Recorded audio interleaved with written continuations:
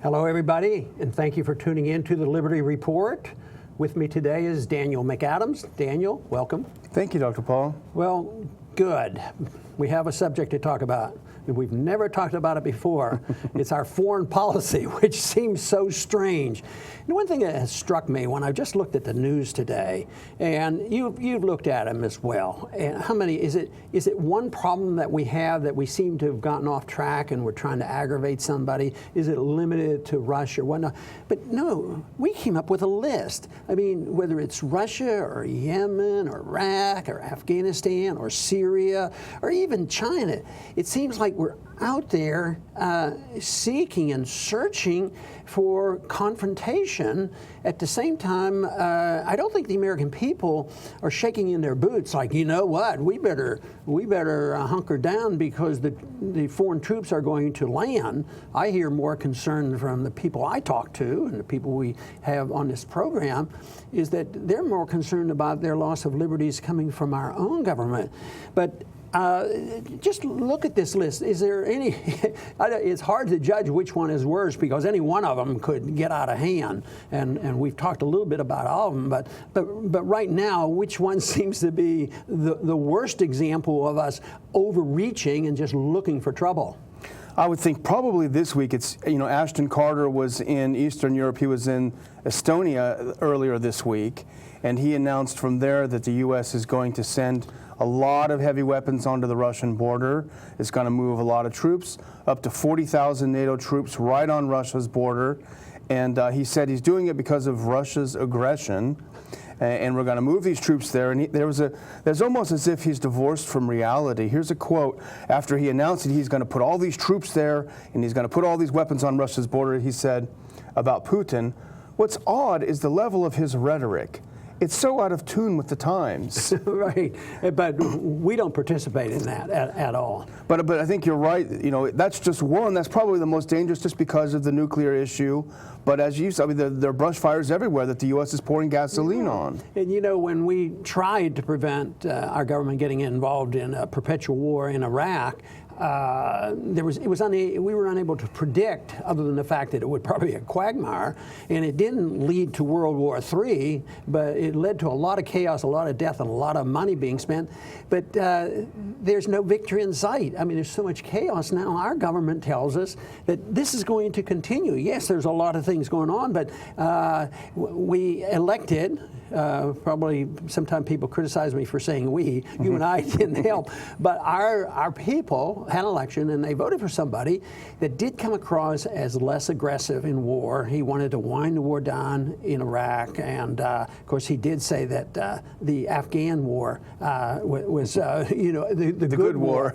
but it's continuing. I mean, there he is. He's involved with Yemen. I think Yemen, because it's shifting attitudes towards Saudi Arabia, and right now Saudi Arabia is on the radar screen because they're being associated with the finances of 9/11 and the secrecy that the Senate committee has. We're not allowed to know that. So I think that is pretty darn important. But what's happening in Iraq and Afghanistan is perpetualness of this. It just continues on. And even though they claim mission accomplished on and on again, but still, what mission has been accomplished? Can you look and say, well, at least, some people say, yeah, but we got rid of Saddam Hussein. So I think it's hard to find a real victory. I think it's hard to not argue that Iraq is even worse than when we thought we had an Iraqi army, because it's now very obvious that there is no Iraqi army. It doesn't exist. The U.S., I think, the U.S. military people understand this. They've announced a new strategy or new tactic probably in Iraq, which is the lily pad strategy, where we'll have small little mini micro bases around Iraq to respond quickly when necessary. And the U.S., because virtually no one is going into the recruiting centers to join the Iraqi army, the U.S. has realized now that they're going to have to, or they believe they will have to, start creating sectarian militias to fight and hope they'll all fight ISIS. One thing is strange what happened in the Senate recently. We have a new senator, been there, I guess, just a short period, not even a full year, and that's Senator Tom Cotton had been elected. what is amazing to me is he probably is out hawkishing McCain and Graham. And he had a response to the fact that we're sending troops over there. Of course, that's what he's pushing for. And of course, he'd have a lot more and he'd do a lot more. But boy, the token thing happened. The troops are going in there and they're getting ready. But here it says Senator Cotton, furious to learn new U.S. troops in Iraq share base with the Shia. Why is he concerned about the Shia? Aren't they on our side? Well, they were because of the overthrow of Saddam, but I'm sure he's worried that they're close to Iran and tied with Iran. So he has to be. So if it's not done his way, but the whole thing is I think the motivation. It's hard to figure all the motivations of people who perpetuate and promote these wars. But one thing they don't know and nobody knows is they underestimate the complications that can come from it. I remember when the Iraq War was getting ready to start, I said, what would you do if in 5 years from now we can say that we lost 5,000 people? Of course, they wouldn't touch that question. They ridiculed you. At all. Yeah. Oh, no, and we're going to pay for it and all this. It's the unintended consequences and underestimation of the enemy.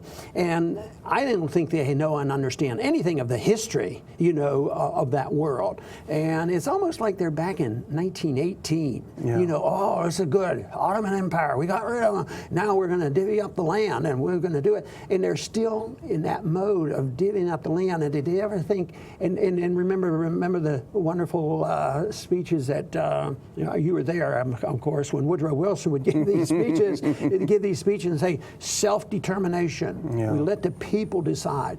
But they've never had a chance. Now the Kurds, who are on the verge of self-determination, they're the best fighters because they know where their Kurdistan should be, and the people are behind them, and they're having a few successes. But it seems like our government doesn't do this. So I don't think we're going to answer here, unless you come up with a brilliant answer, exactly all the motivations behind this policy that seems so ridiculous. Well, I think the rest of the world is perplexed too. The idea that the U.S., the first thing the U.S. does is to look for a military solution.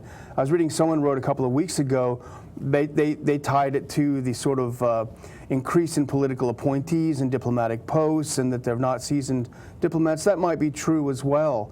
But the whole idea that war, and actually seem to revel in the fact that the diplomats are undiplomatic. Foreign Policy had a piece earlier this week profiling Victoria Nuland, and the undiplomatic diplomat. It's sort of, they make it sound neat to be like that, but and China is being used as a reason for us to get more money in the Pentagon because our side is saying, well, they're ratcheting up their Air Force. Well, maybe so.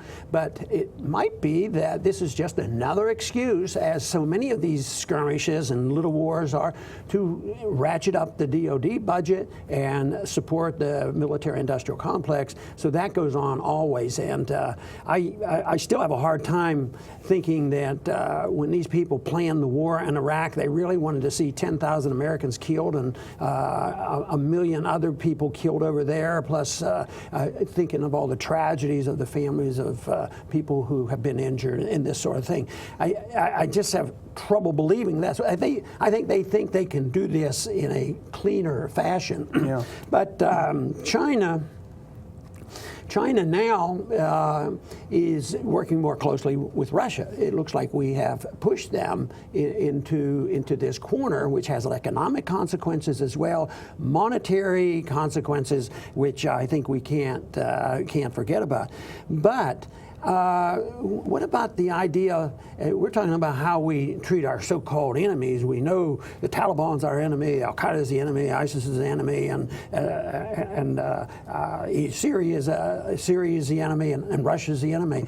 But what about our spying? We don't like China spying on us if they're doing it. Yeah. But who are we spying on? The big scandal today was the WikiLeaks report that the U.S. had been spying on the last 3 French presidents, tapping their cell phones. Apparently they have a facility on the roof of the U.S. Embassy that can listen into virtually everything that the French government does. So we treat our friends as badly as our enemies. It's a wonder that they put up with us, at times. But, the alliance, I think, will eventually break down, and I think the alliance with the Saudis are just terrible on this Yemen war that's going on. But there are the economic consequences. War is always a cost. There are still people in Washington who believe that war is good for the economy. It puts people back to work. But war is always at an expense. Mises once said, if you argue that case, is arguing like hurricanes are good for the economy because you get to rebuild, but you're back to square one if you can get back to square one. But the greatest threat, well, I don't know whether I should degrade this, because the greatest threat, of course, is people dying. But the other big thing to be concerned about is how this all works against our freedoms here at home. In a time of war, perpetual war, or World War II, freedom and liberty is just not as important anymore. So what were some of the first things that we did after 9/11 when we declared war against terrorism forever?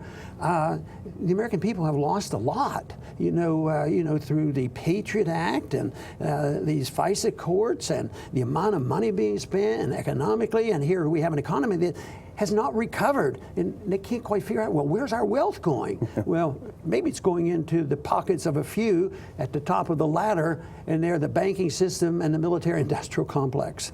I was reading our colleague and your former employee, Norm Singleton, wrote a good blog piece yesterday about this banking situation with Dennis Hastert and everything, and he posted a statement that you made back when this banking issue was passed in 2001.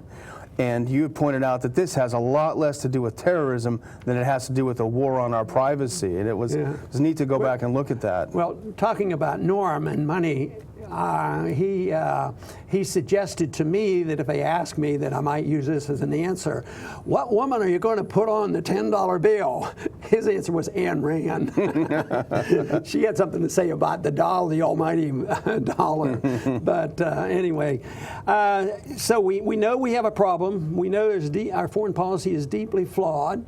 And I see that the limitation is going to be financial. It'll stop when our finances run out, just as they ran out on Greece and Detroit and these different places. So it will run out, but it'll last as long as people have confidence in America being strong and powerful, and they'll take our dollars, but they cannot last forever, so we need to be prepared for that. And the one thing that we have to be very concerned about is the attack on our personal liberties. I've argued the case that if you declare bankruptcy, a lot of people are going to get hurt, the liquidation of all debt. But if you had hands off, let the debt go, and instead of transferring the debt to the people from the big guys and let them continue, let it go. If you have your liberty, I believe we can all be back on our feet in a very short period of time. So ultimately, the building of liberty, the building of a great country like this, depended on our concept of individual liberty. And we're a long way from that, and this system is going to crash. So really, the preservation has to be the preservation of liberty. And the Institute for Peace and Prosperity obviously is an organization designed for that, because peace and prosperity come together, and I think that should be our goal, and most Americans would agree. We just have to get them to agree with our foreign policy and what our economic policy ought to be, because I'm convinced it's the right policy. I want to thank everybody for tuning in today to the Liberty Report, and please come back soon.